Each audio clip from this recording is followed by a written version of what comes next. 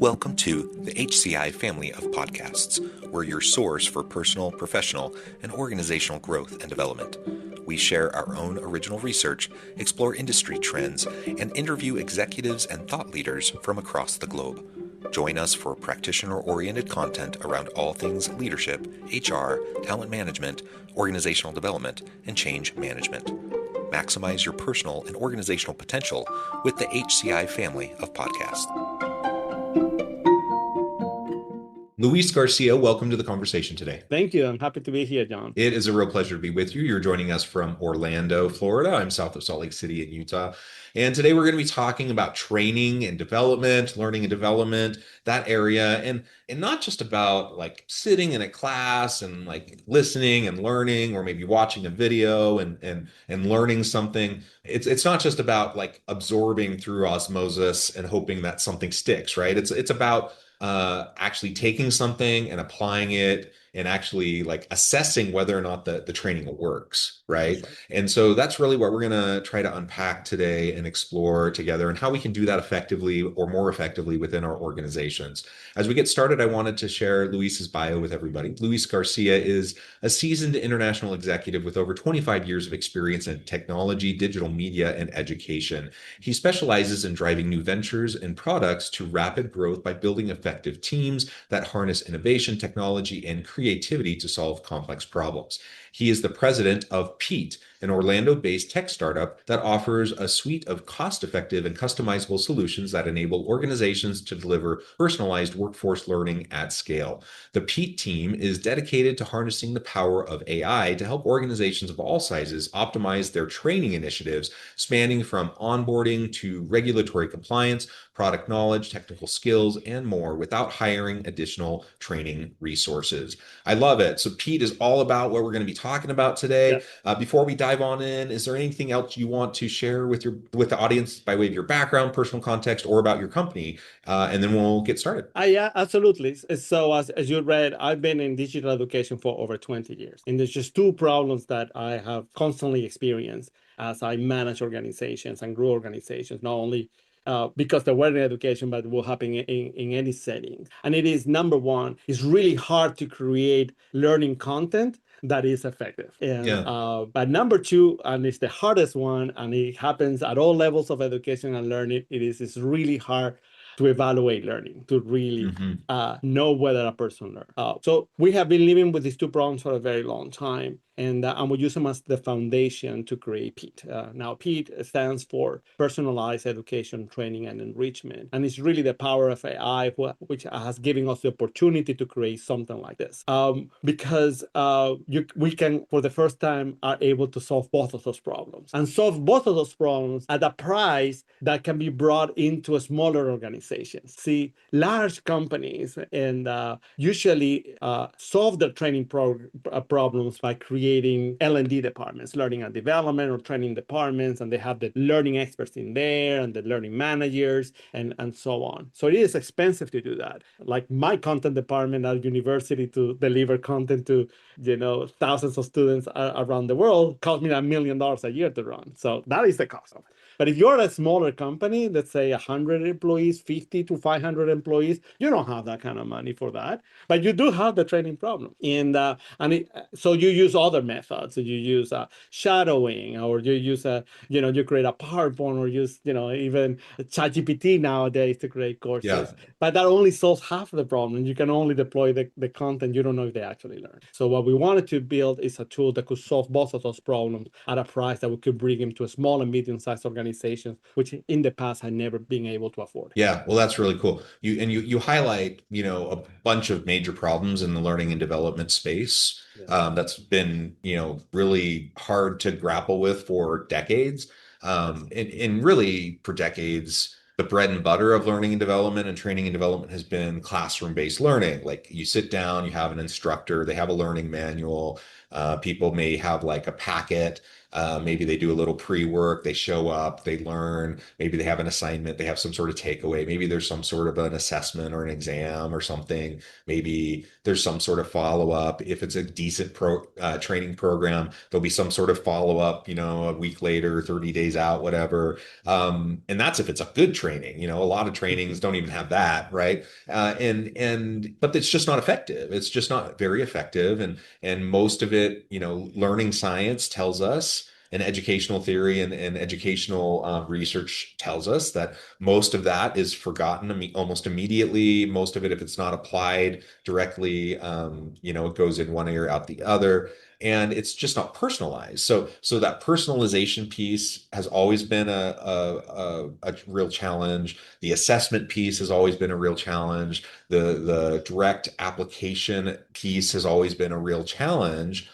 What's really cool about modern technology is it allows us an opportunity to address all of those challenges, right? Yes. So let's talk through that and tell us maybe a Yes. little bit more about how you do that with Pete. Absolutely. Thank you. You're describing it exactly correct. And it doesn't matter the setting, corporate training is one of them, but you're describing happened in the classroom for traditional education everywhere too, right? And the best way that we have for evaluating learning was through tests, and tests at best are poor in at evaluating learning. The best way to evaluate learning would probably be interviewing individuals about what they learn and have them practice with you in front of you to see whether or not they grasp the knowledge and be able to fill up the gaps as they go along. But that's not scalable. It's not even scalable in a normal classroom in the format. That's why tests were invented. So how can I have a conversation with an expert at scale without the expert?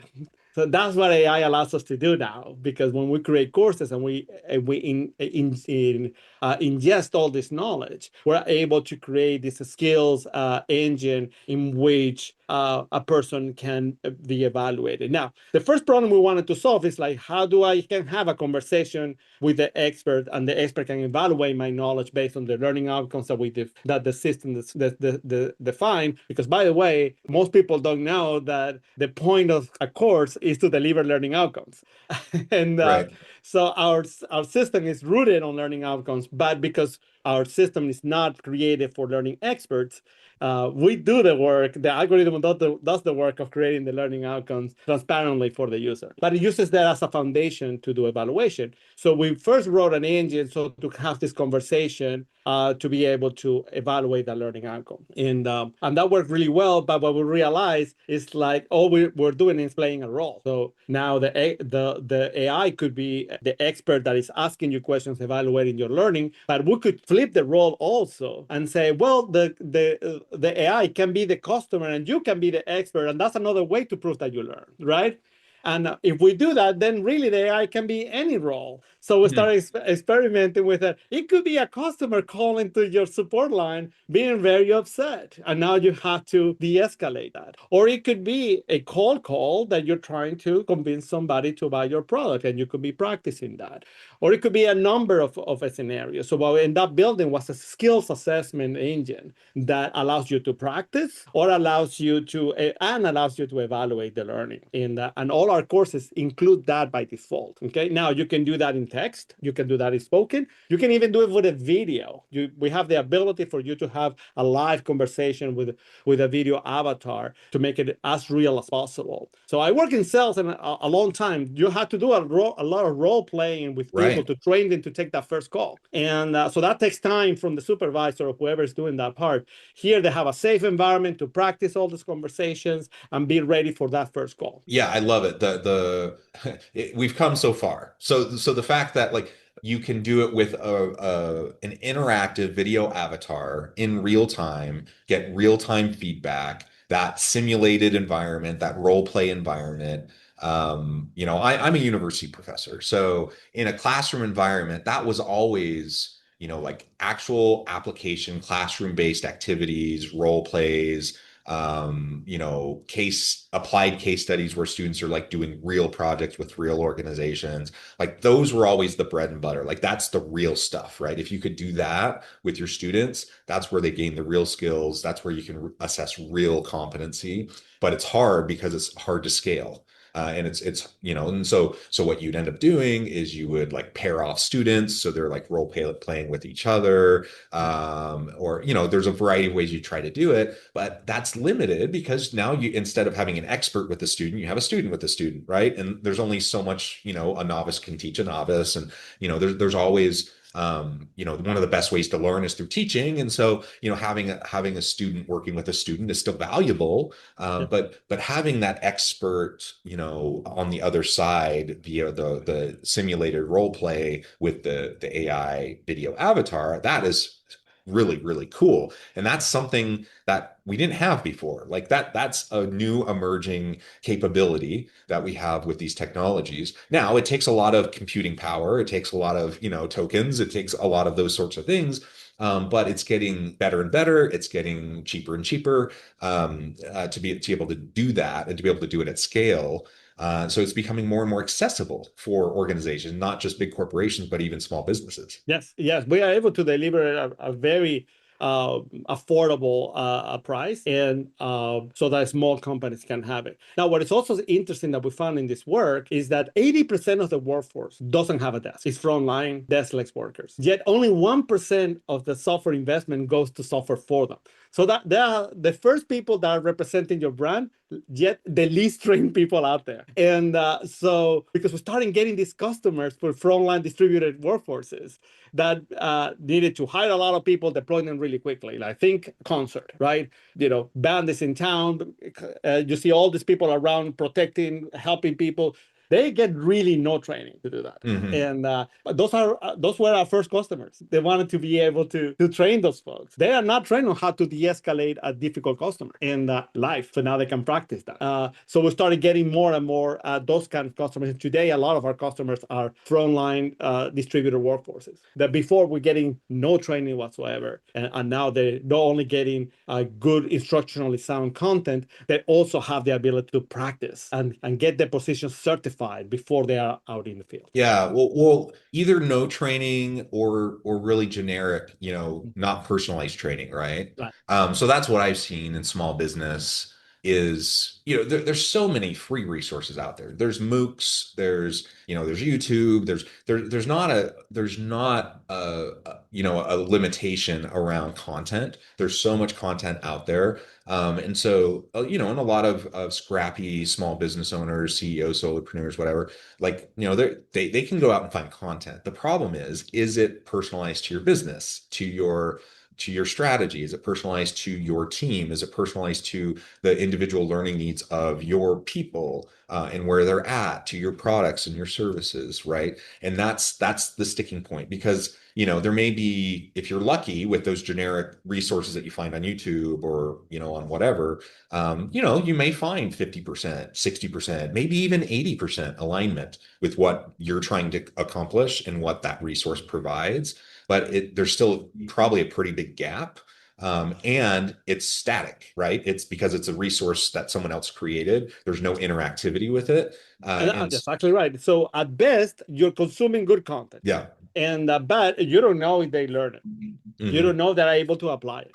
So absolutely. Again, but what I call a content artifact is at best half of the learning equation.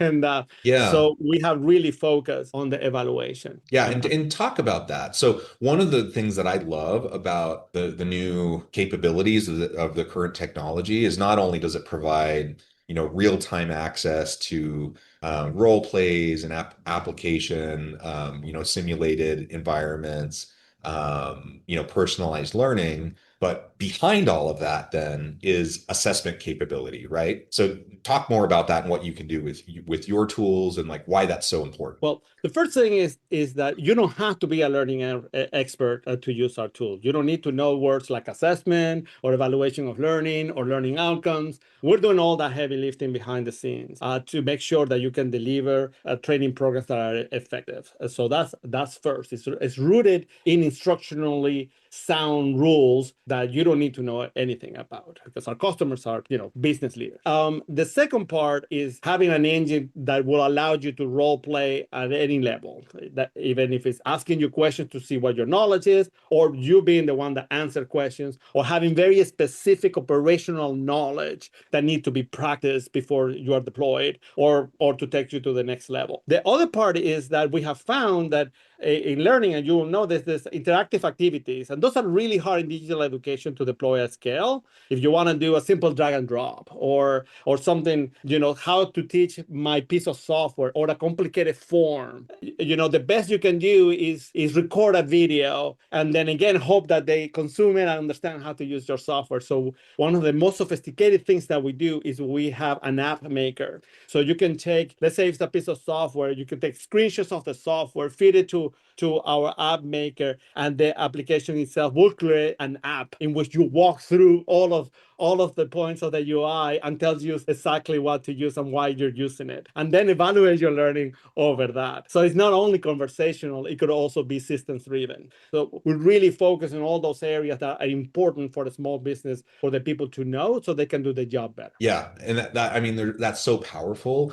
because that's one of the biggest gaps that's pretty much always been there with learning and development in the space is how do you assess impact? I mean, frankly, that's one of the biggest gaps in a lot of business areas is like how do you really truly assess impact of whatever initiative, whatever project, whatever thing you're trying to accomplish?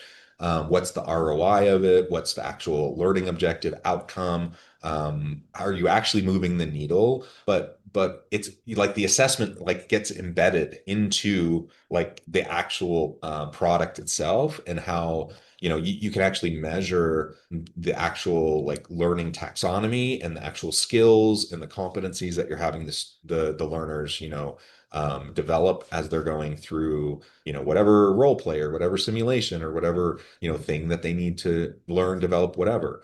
And it's incredibly powerful because then you can create a baseline, you can actually then see movement, and you measure delta over time, and you can translate that into ROI, which is Yes. for any small business owner, of course, that's going to be super powerful for you to be able to continue to make the case on any L&D spend. If you're in a bigger, medium-sized to large business, it's going to be critical as you're making the case up through the C-suite, to get, dollars towards your L&D budget. There's a reason why, in any kind of economic hard times, why training L&D budgets are often tend to be some of the first things that get cut. It's because they usually don't have, a whole lot of strong data to show how their budget is producing outcomes. Yeah. There's kind of the assumption that what they're doing matters and like what they're doing helps, improve how the business is run and how the employees do their work and how salespeople sell and whatever, blah blah blah. But there's often no real evidence of it Right. because measuring the outcomes is challenging, and Yeah. and a lot of organizations just don't do it or they don't do it well. And so having something that's embedded into what you do, is a really powerful feature. Well, Luis, I note the time. I need to let you go here in a minute. But before we wrap things up for today, I just wanted to give you a chance to share with the audience how they can connect with you, find out more about your work, your team, and then give us the final word for today. Well, thank you so much for having me.